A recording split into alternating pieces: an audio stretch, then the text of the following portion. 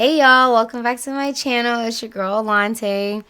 I am reading The Blackman's Guide to Understanding the Black Woman by Shahrazad Ali. If you wanted to know what's in the book, I got you. I have read chapters 1 through 10 already. You can find it in a playlist attached to this video, I believe. Yeah.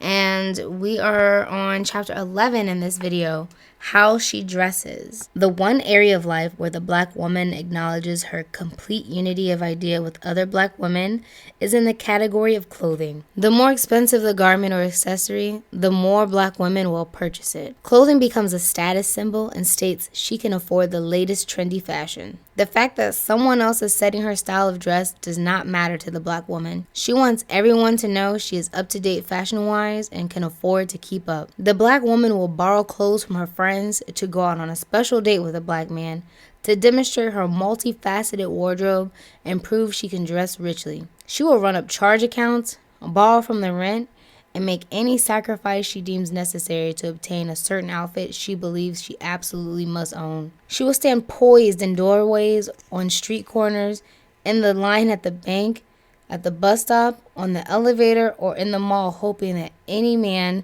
or anyone else will notice how finely dressed she is. Maintaining her wardrobe is at the top of her list of priorities. She must have clothing, a few drop-dead pieces, then food and shelter. It rarely occurs to her to design and make her own clothes. She considers making her own clothes as tacky, and any other woman who shows she is attempting to make her own clothes is laughed at and made to feel out of step with the times. Purchasing fine garments made by white designers is another major way that huge amounts of money leaves the Black communities. Since poor Blacks are more concerned with stylish clothes than poor whites, it would be wise for Blacks to establish their own clothing factories and buy from each other. Some Black women think that skin-tight clothes will get them the most attention from men. Any amount of pain is worth suffering if it succeeds in attracting the attention of the right man, or many men. Some wear low-cut dresses to show their breasts, or wear no bra at all to show their breasts and the imprint of their nipples. All of this is designed to appear sexy. Sadly, the Black woman is convinced that the only quality she has to offer is her body and feminine wiles. She places her sexual value above all others. She believes that physical attraction is the only thing she has going for her as a female. If a man whistles or makes lewd remarks at her, she acts like she is appalled. Yet she dresses in a way as to demand attention and some kind of reaction from men. While she claims she does not want to be desired for just her body, she does everything she can to keep it in the forefront.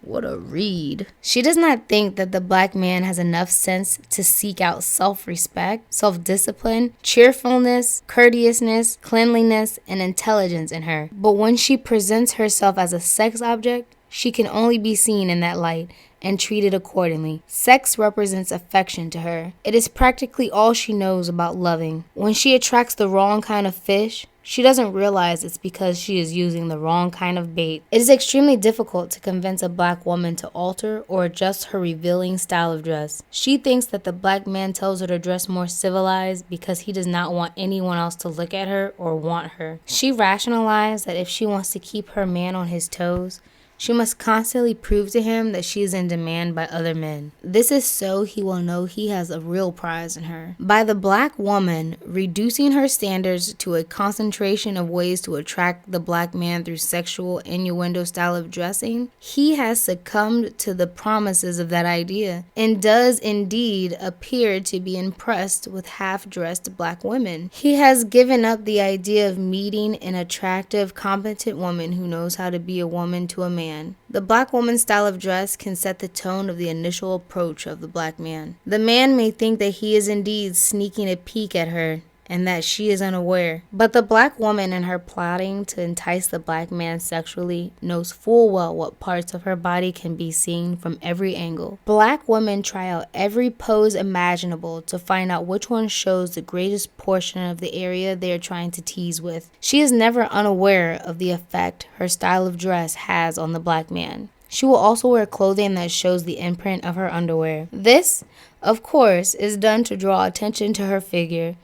While doing all this, she pretends that she is unaware of what is happening. She may float about, swishing her hips from one end of the room to the other, challenging all the men present to vie for her attentions to see who can qualify to take her home. Whatever part of the black woman's body she considers her best asset is the part she highlights. If she has big legs, she wears short dresses.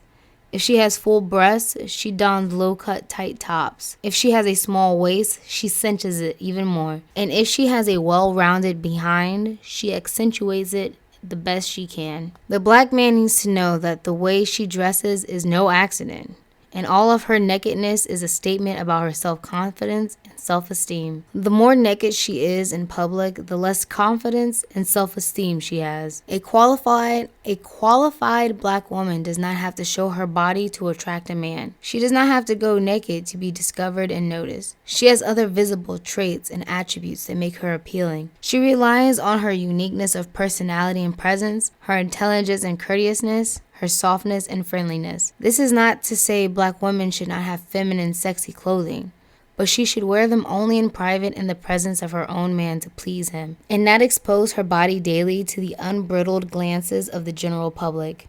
The black man has a trying time trying to get the black woman to cover her body in public, because she thinks that covering her body makes her look and feel like an old lady and reduces her chances of attracting a man.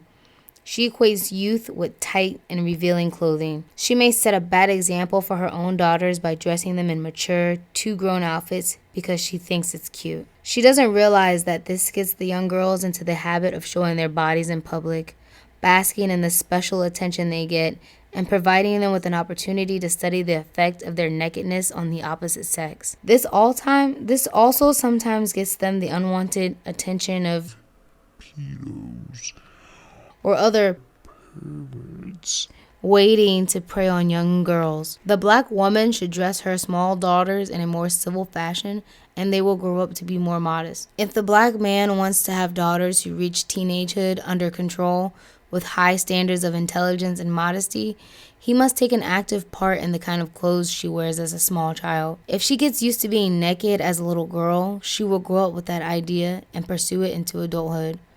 The man must monitor the wardrobe of all the females in his house. He can use his own instincts to determine what is proper and what is not. The black mother who upholds her daughters in going nude in the public in the name of being in style is not a good mother and is not setting a good example. There was a time when only prostitutes dressed in certain kinds of clothes, and their style of dress bespoke of their profession.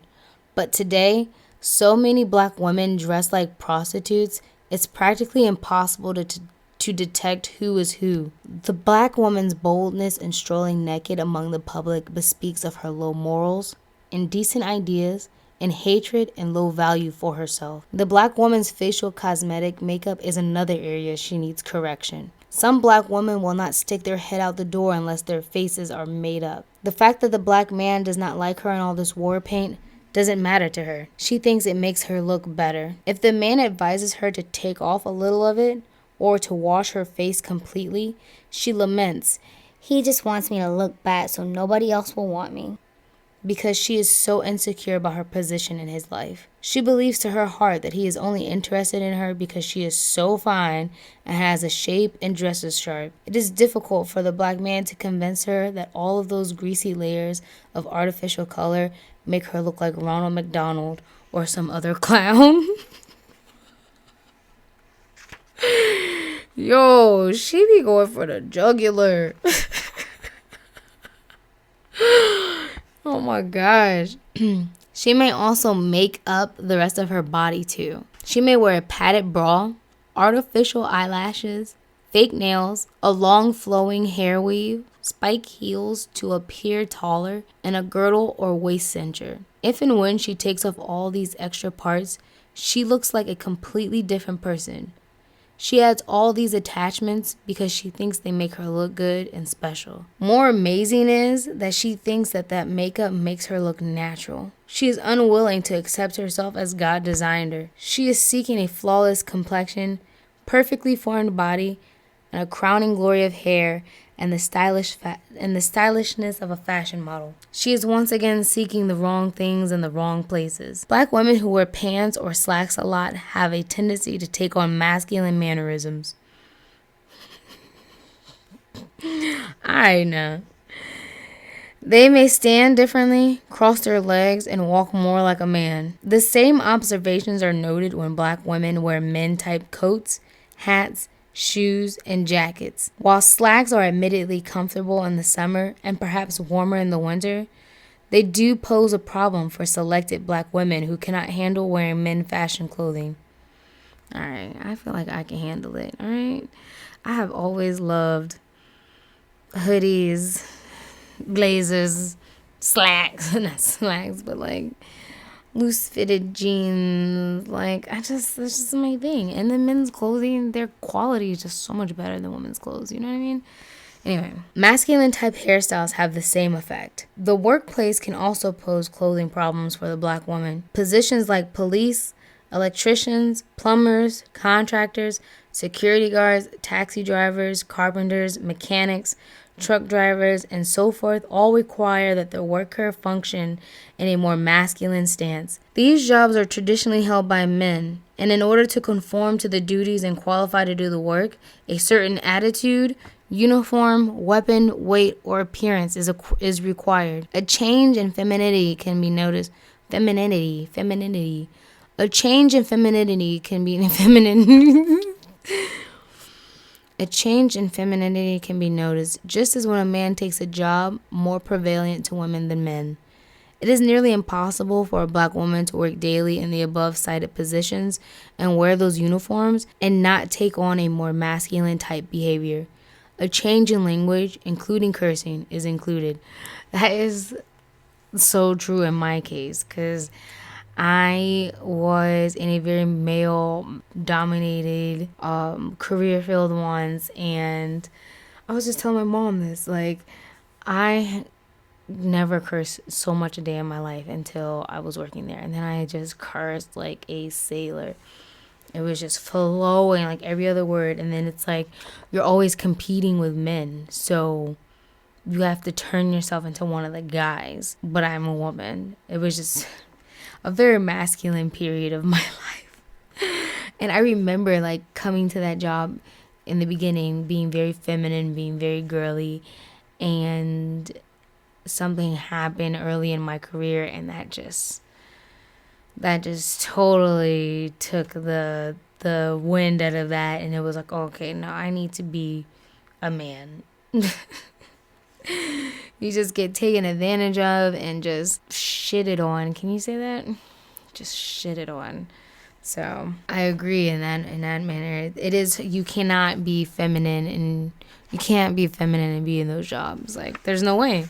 The black man must monitor the vocational and occupational interests of the black woman so she does not get herself into a work situation that she cannot handle, and one that will cause her personality to conflict at home when she starts to imagine she can compete with her man. The black man should visit the black woman's job periodically to see what the atmosphere is like and to see how she behaves and how her coworkers relate to her. If he determines that the job is the problem he is dealing with at home, he should take her out of there. She must have appropriate work to suit her home life, which is more important. Some black women have it in their mind that their buttocks, hips, butt, behind, is the focal point of her attractiveness. She dresses to accentuate the cheeks of her hind parts, and they are exposed to what she believes to be their best advantage to afford the best view. Thus, the black man can walk down any street in America and see all shapes of black women stuffed into tight jeans, tight skirts and dresses, splits up the back, splits up the front and side. She wears all of this to show her rear end. At an early age, she learns to shake her behind and make it wiggle and roll, barely noticeable to everyone other than the man she has it aimed at. She learns to walk in such a way as to make her behind shake or twist in such a way as to get attention.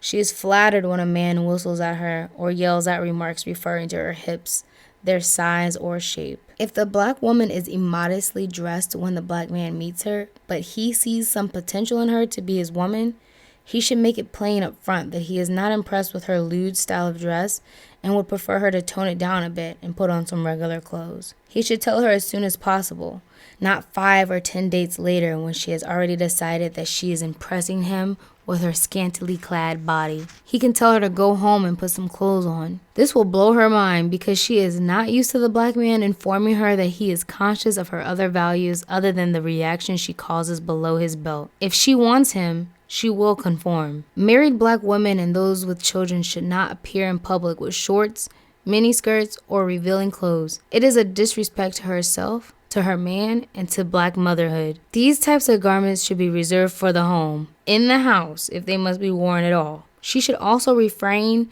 from dressing this way in front of her man's male company or friends. The black man must insist on this. The black woman who dresses in revealing clothes puts the black man's life on the line every time she goes out with him. Because if another black man or white man makes improper advances or makes disrespectful comments to her, the black man is bound by the code of manhood to defend her honor, even if she dishonors herself. If he is out with her, he is responsible for her. A properly dressed woman is a protection to her man and family. The man should be firm but gentle in enforcing these rules of dress. Firm by not wavering on his requirements, and gentle in his insistence that she comply with his wishes if she wants to be his woman. She must know that the black man has certain requirements and standards she must live up to if she wants him to be her man and wants to be accepted by him. Rarely is there a civilized, refined black man who disagrees with the black woman who covers her body. If every time the black man looks at the black woman, the only reaction he has is one of lustful desires, he grows to agree that sex is her total worth. Her alluring style of dress leaves little space for other considerations of her value. None of this is to say the black woman should not enjoy her wardrobe or respectable stylish clothes, but the clothes should not be worn to seduce or to prove the value and worth of the wearer. A well-dressed and accessorized black woman is a very beautiful, admirable sight. The garments should be attractive, feminine, durable, and above all useful. Wearing high-heeled shoes that cause excruciating pain, corns on her toes or swollen ankles are not considered useful shoes, especially since they are just worn to match a certain outfit. Low-cut blouses and sweaters designed to show cleavage, especially in the winter, are not useful. Tops that keep coming apart or skirts that keep riding up or splits that won't stay closed are not useful clothes. When the black man sees the black woman wearing an outfit she is visibly uncomfortable in, he should request that she change into something more comfortable and more suitable for a respectful woman. If she is dealing in a circle where fine clothes are the prerequisite for acceptance, she should be encouraged to get out of it. That is chapter 11, y'all. What y'all think? The next chapter, chapter 12, is on her religion. Can't wait to see what that's about. But her clothes, the way she dresses, I can't lie. I mean, she's been spot on. I mean, am I lying? Has there been something in this book where she hasn't been spot on? Y'all let me know in the comments. But thanks for watching, and I'll see y'all in the next chapter. Bye.